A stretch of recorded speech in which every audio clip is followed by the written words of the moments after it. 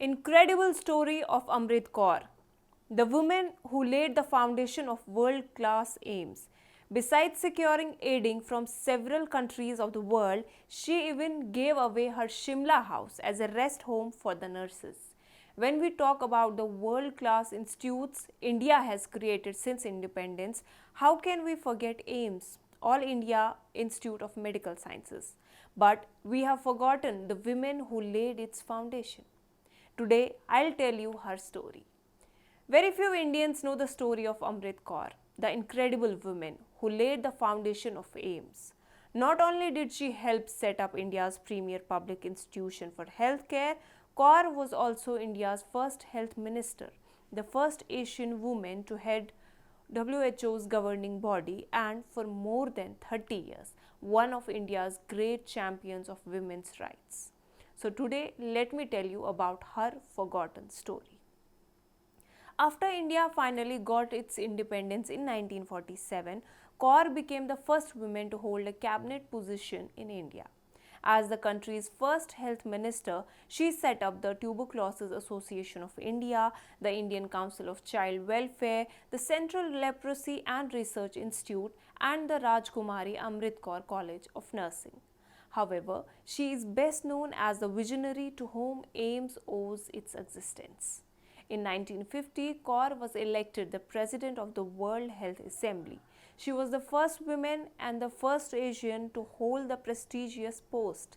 7 years later, she secured aid from New Zealand, Australia, Sweden, West Germany, and USA to establish AIIMS. She donated her ancestral mansion in Shimla to AIIMS as a holiday retreat and a rest home for its nurses.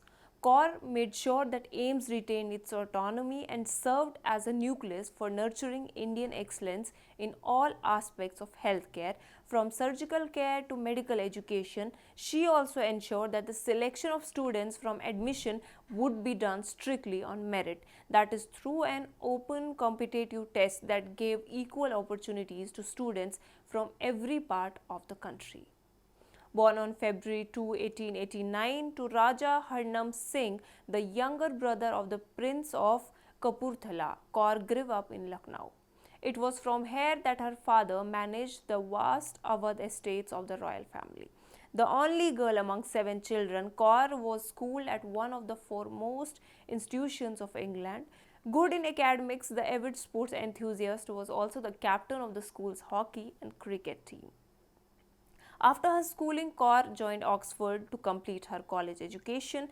As such, the young princess was as much a product of Edward England as she was of India by the time she completed her studies and returned home in 1918. After foreign studies, Kaur's return to India also marked the beginning of an era of nationalist struggle that would go on to transform her life.